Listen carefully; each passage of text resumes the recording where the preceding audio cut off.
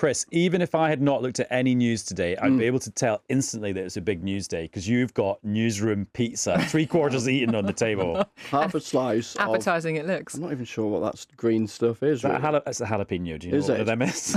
No. It's a bit exotic for me. I just had a slice outside. Yeah, I just had a slice outside and just feeling a little tired after the last few days.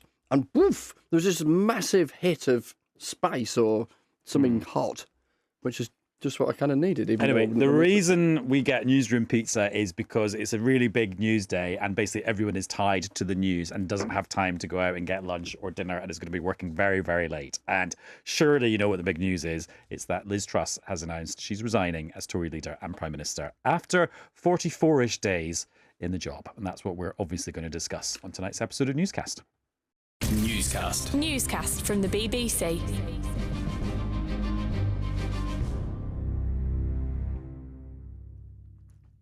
Hello, it's Adam in the studio. And it's Chris in the studio discovering that jalapenos are hot. And it's Alex in the studio, pizzaless. Do you know what? We've lived through so many of these big momentous days now. I'm sort of running out of words to describe like what they are. What have you opted for today? I think it's time for my two favourite verbal cousins of Blimey and Crikey. I think they deserve an outing, at least one outing on a day like this. Because the thing is, I don't know if you two have been struck by this, but there's one thing talking about the increasing possibility of something happening, as we have been doing for the last couple of weeks. But to actually see it happen, a Prime Minister who's in the history books for all the wrong reasons from her perspective, out within 6 weeks and 2 days, or 7 weeks and 3 days, as it will be about a week tomorrow. I mean, that's just astonishing. And it did feel like we were on this trajectory because we know the kind of unrest in the Conservative Party had been bubbling and brewing and boiling and all the rest of it. And because there was like chaotic scenes in Parliament on Wednesday night when MPs got confused over votes, there was loads of anger this morning. But I was still struck by the speed at which it actually happened when it happened, if I'm honest. So even though it felt that it was an inevitable tread towards this, the moment I was still like, blimey, Lecton's out, crikey. That was a blimey and a crikey. I agree. Sorry, Chris, pinched your words. Because the last few years have taught me that that truism is true, that the Conservative Party is quite ruthless. When they think somebody's a dud, they'd get rid of them. But they don't tend to get rid of them that quickly. Remember, Boris Johnson was entering dud territory for quite a long time before they actually got rid of him. And then it was a sort of quite bizarre, though serious combination of circumstances that finally led to them ejecting him. So I was surprised because on Wednesday night, that whole hoo-ha about who's in the lobbies when they're voting and the manhandling and the whip and the confidence, I thought, OK, that's just a bit of chaos. That's not necessarily a sort of existential thing that would lead to Liz Truss announcing her resignation. But clearly that was the straw that broke the camel's back. What do you think it was? I think it was a combination of loads of things, but I think by the end of last night, I just thought she can't put this back in the bottle now. It's just impossible. Now, that did not mean she was going to go today. And in fact, about an hour before it all happened, I was thinking, right, this 6 o'clock news piece tonight's a bit tricky because not a lot's happening and we haven't got any pictures and nobody's talking and it's all a bit tricky. And then, of course, boom, it suddenly goes like that. And now we find ourselves thinking, what comes next? 2 words. And a question mark. Boris Johnson? I mean, that's the live topic now. Have you been having MPs saying, I want him to come back? Yes, and ones who say, absolutely not. And of course, the biggest challenge anyone but Boris Johnson will face is the idea that they don't have their own mandate. They didn't win the last election. Oh, well, he did. But it's 7 weeks on. And that is the problem, isn't it? Because the biggest challenge for the Conservative Parliamentary Party, but party more broadly now, is going to be about how they come back together after everything that's happened. And there are a lot of people that I talk to that say Boris Johnson is not the unity candidate. He is divisive. And, yes, he has the mandate, but will he have the support of the Parliamentary Party? Could they find themselves back here? And to be honest, I don't think there is a clear unity candidate that's so far cropped up. I mean, there are people that have got more hope than others, but there's not an obvious one that's just going to be like the balm after this period. But there is one thing that we do know, and that's the rules for how this contest is going to work. So Sir Graham Brady, chairman of the 1922 Backbench Committee, who is the kind of the keeper of the rule book, although the rules are never written down. Have you noticed that? And they do tend to change every time. The rules, but we can always change them. Exactly. And so he said to actually get on the ballot paper for the vote amongst MPs, you have to get 100 people at least nominating you, and there's only 350-something Tory MPs, so that's a maximum of 3 people to start with.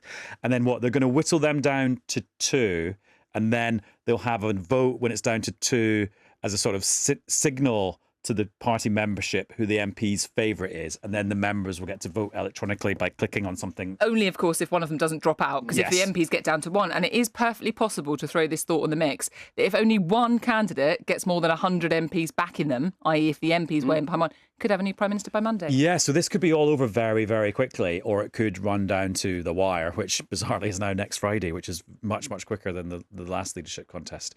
So it's a big day to be discussing big things in British politics, and we've got a big figure to discuss them with, because as luck would have it, we had pre-arranged to have a chat with Keir Starmer, leader of the Labour Party. Here is what we discussed with him just mere minutes after Liz Truss had made her big announcement.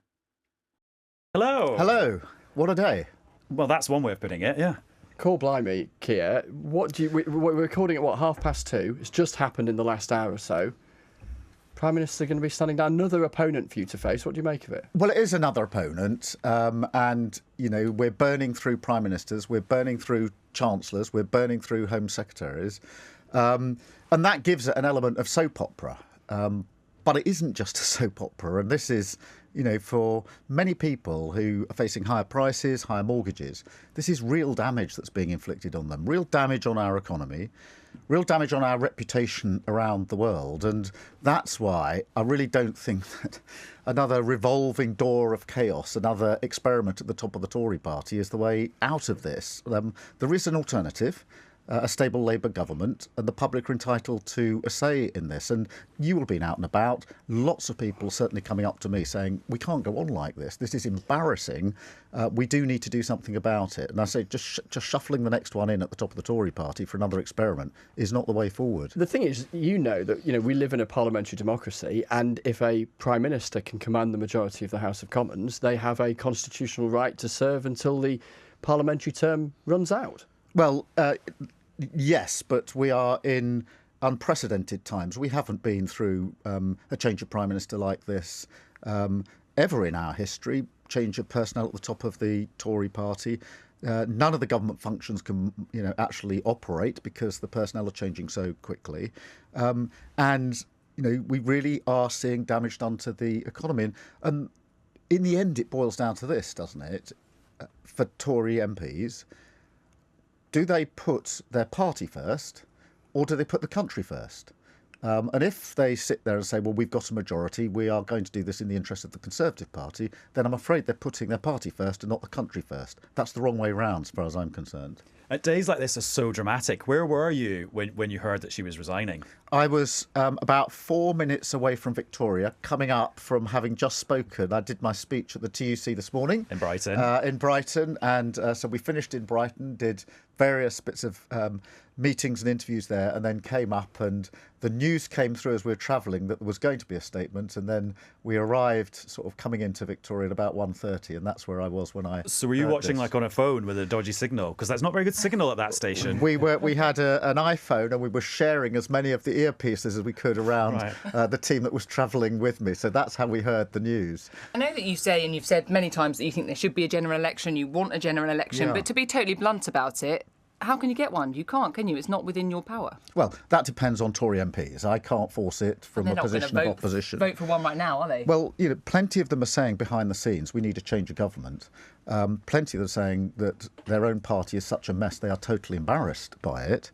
But rather than sort of briefing that out to you and others, they should actually do something about it and let the country decide. But after this mess, this infliction of damage, I think the vast majority of the public would say, I'm actually entitled to a say in what comes next. You can't change the Prime Minister 3 times in 3 years, 4 times in 3 years, and leave the public out of it. Do people, though, Keir, know you well enough? If there was an election sooner rather than later, rather than in a couple of years' time, where you'd have had a greater opportunity to kind of set out who you are and what you stand for, if there's an election relatively soon, lots of people are going to just wonder who you are, aren't they? I don't think that's right, Chris, because, I accept the proposition that if you're in opposition, it is quite hard to get heard.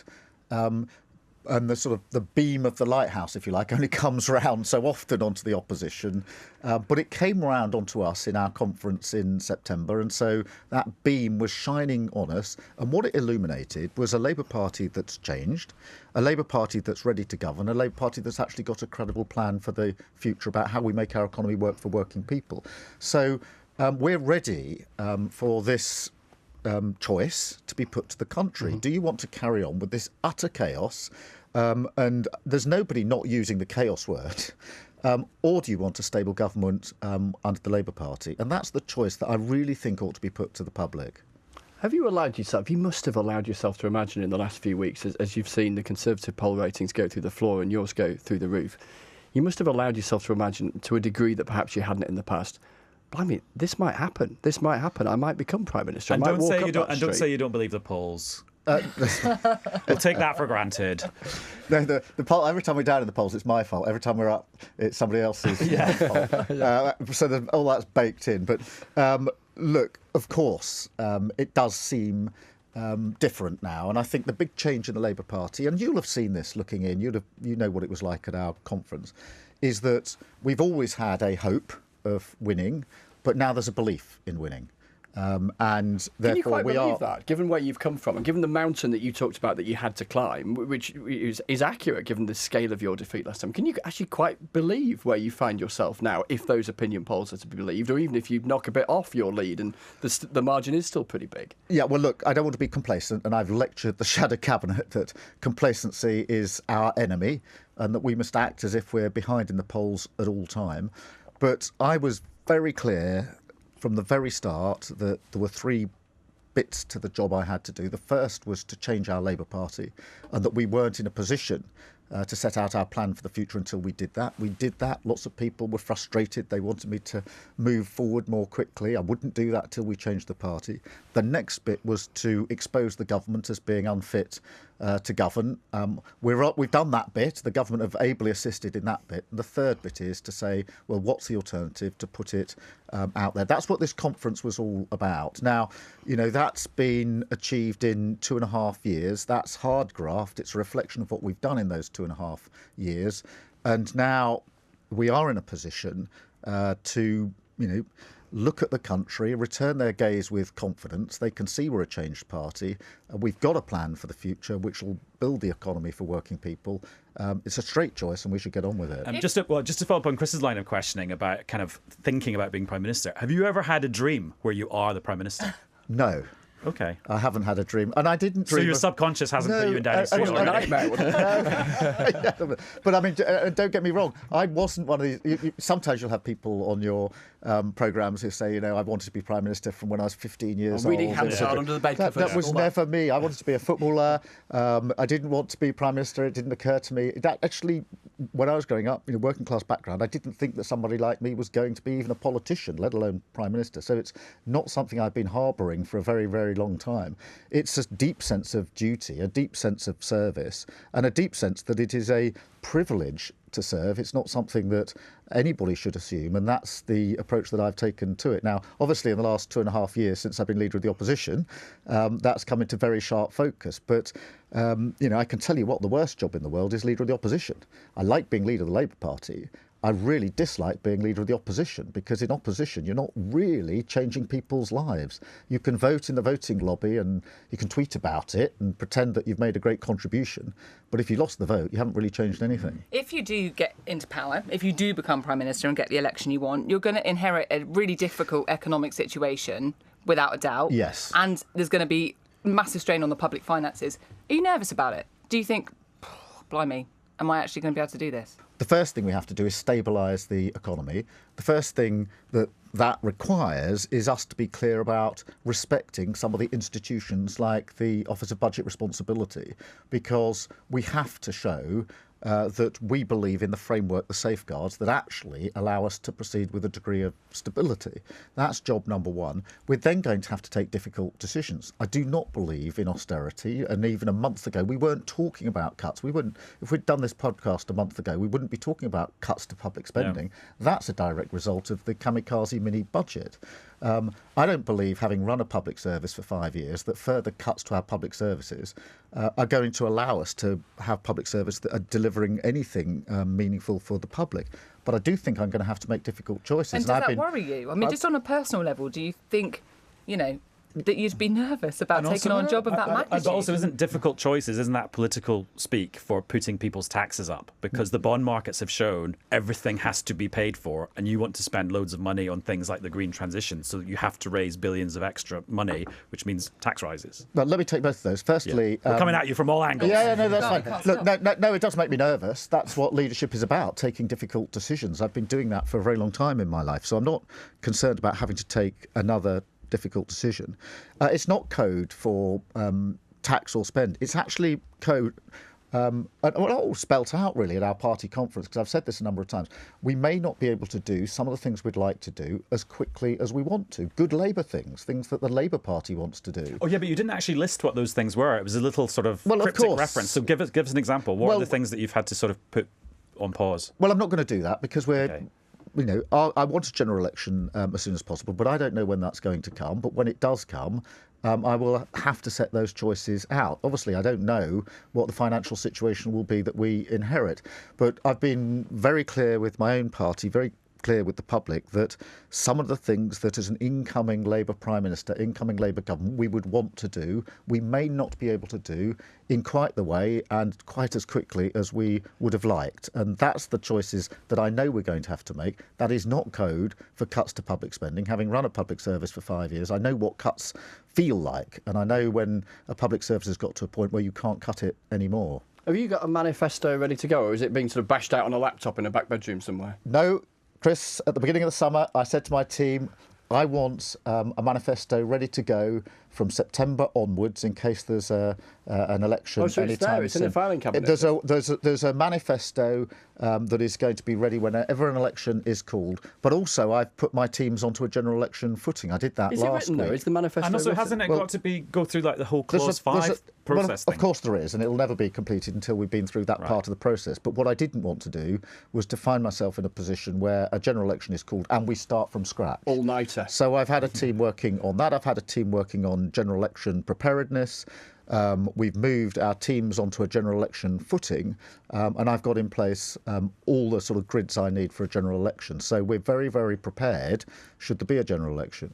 Wow, so you've got almost like your diary like pre-populated for what you'll do when. Look, people criticise me for being prepared, being careful and being serious and not being flippant and not having enough tomfoolery, but that's what I am. I think that this is serious. Running the country is serious, and therefore, as you would expect, my mojo, we're prepared. We're carefully preparing for what might happen. We're not going to be in a situation where, should this tip into a general election, which of course it should, we're not ready for it. One of the other criticisms that people have levelled at you is that you're a bit boring, to be frank. There was a polling company, JL Partners, asked the British public to give their view of you in a word, and the word was boring. Now, I know you've addressed this before and said that boring isn't always a bad thing when it comes to government, but show people you're not.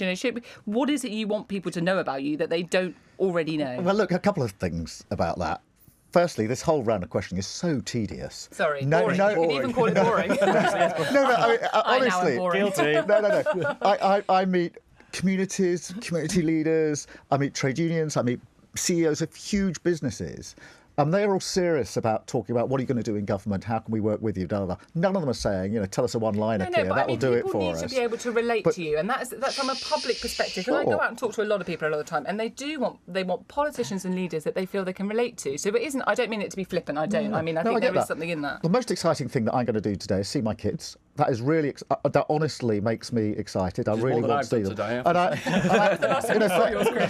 But for anyone who's listening, if I get the chance, I'm going with my boy to the Arsenal game tonight. That will be really great for me. I'll be in the stands with him watching Arsenal. Now, given what's happened today, that may or may not happen. That is exciting for me. I want to see my kids. I want to see my wife. That is exciting for me.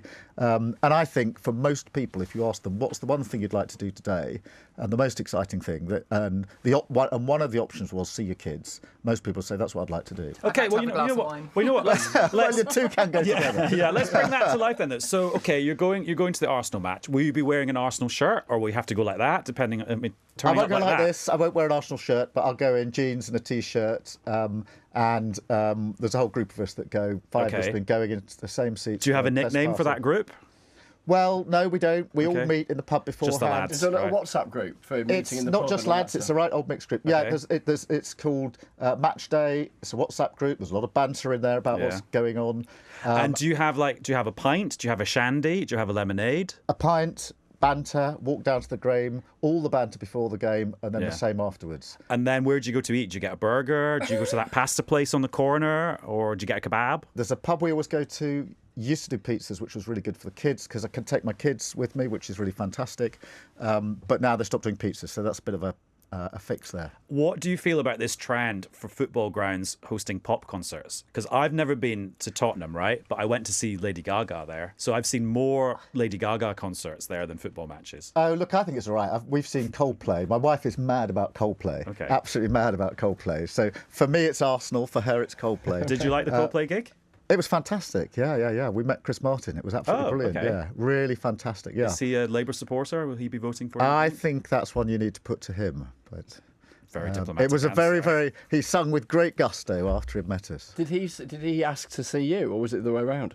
Well, it was a bit of both, and it was really come on. fun. It was really no, but this was really for Vic, my wife. Coldplay. I mean, meeting Chris Martin is like me meeting Thierry Henry for my wife. It's like absolutely amazing, and so we were lucky enough to meet him at that concert. But that was at Wembley Stadium. I think we saw them at Arsenal as well. But you know what's interesting about that though? Chris Martin is accused of being boring and not showbiz enough, but has the last laugh because he's a multimillionaire and fills stadiums across the world. Yeah, interesting parallel. Yeah, and look, if exciting is having a kamikaze budget that crashes the economy and puts 500 quid on people's mortgage payments, I'd be quite interested in a poll on whether people want that kind of interesting. I know that I am already the boring one in the group. I think we've already established that.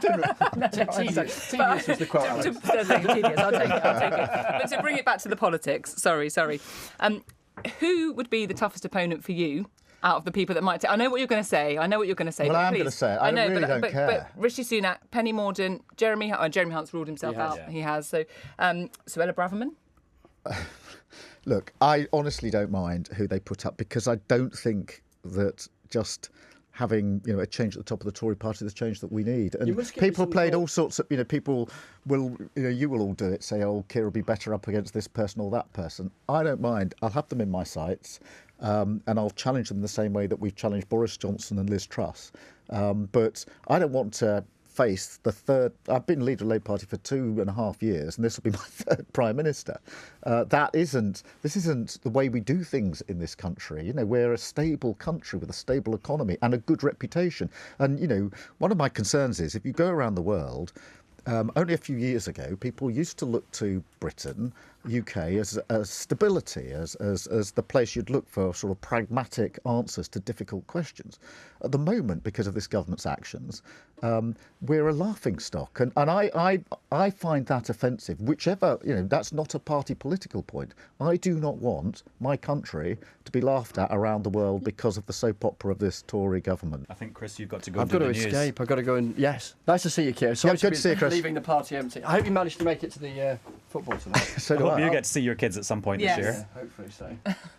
And I think we've got a few more minutes with you, if that's all right, Keir. Yeah. Do you think that they will actually be able to get their act together and have a new Prime Minister in place by next Friday? I don't know, because I think they're, and this is blindingly obvious, deeply, deeply divided. There are two parties in one that are slugging it out, and I think the decision that they needed to change the Prime Minister was probably taken some time ago. The question was, what next? Obviously, it's now got to a point where the need to move on has become so intense that they've moved on without the next question being answered. But they're fighting. There are two different. There's a sort of one nation, if you like, Tory, and then you've got the 2019 intake, that other wing of the party, and they're fighting it out. And I suspect over the next week we're going to see that absolutely come to the fore. We saw it. I mean, the summer was an absolute bloodbath. So I find it hard to see that a party that had weeks and weeks of a bloodbath has been through, the trauma of the last few weeks, the damage it's done to the economy, suddenly in the next week saying, let's forget about all that and come up with one candidate. Do you think? I was going to say. I may be wrong, but I think that's really going to be difficult for them. Go ahead. No, I was just going to say, do you think we should still be having this fiscal non-maxi mini budget, whatever we're calling it now, long-term plan? Should that still go ahead on the 31st on Halloween? I think it has to, because the damage that was done by the kamikaze mini budget was to announce fiscal measures without any, at such a scale that it spooked the market and without any of the safeguards around it. And there will be some in the Tory party, and they're right, who will be worried that this today's development and what happens in the next few weeks will itself create a degree of uncertainty. So I think we've got to find a way forward. So as we're recording this, which is at the moment about 10 to 3 on Well, Thursday, I'm going to tell you something else. The rumours abound that Boris Johnson might throw his hat into the ring for the leader of the Conservative Party. What do you make of that? Well, I don't know. I mean, let's remember that it was 3 months ago, pretty much, that he resigned in disgrace. He resigned because dozens of his own front bench were resigning themselves, saying he was unfit for office. They weren't saying they'd fallen out with him on some policy issue that they could now resolve. They said he was unfit for office. So if they're going to go from this experiment, this chaos, this economic damage, wind back 3 months to a man who was deemed to be unfit for office, I think that only adds insult to injury for the public who'd be knocking on the door saying, hang on, why can't we have a say on this? So you wouldn't mind it then if Boris Johnson came back? No, I think, I shared the view that it was unfit for office, but that then became the dominant view in his own party.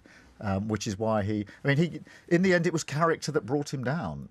Sometimes Prime Minister brought down because of a policy issue. Theresa May, who I actually have high regard for. I respect Theresa May. I worked with her when she was Home Secretary and I was Director of Public Prosecutions, but she had a policy impasse that she couldn't get past. I wonder if she with fancies him, another it was go. Character. I doubt it. I doubt it. Can I just ask you, because you make the point that a general election is needed to restore some economic stability and credibility, but is there not an argument that actually goes after a Conservative leadership contest, after now what's going to be a second change of Conservative leader, during a cost of living crisis, it is the worst time to have a general election?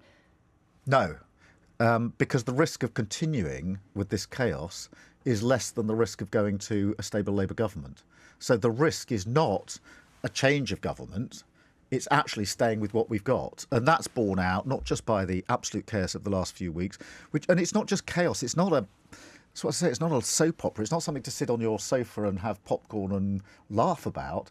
People are going to pay the price for this. And we've had 12 years of failure. The health service, I say it's sort of on its knees, and they say to me, those working in it, no, we're on our face.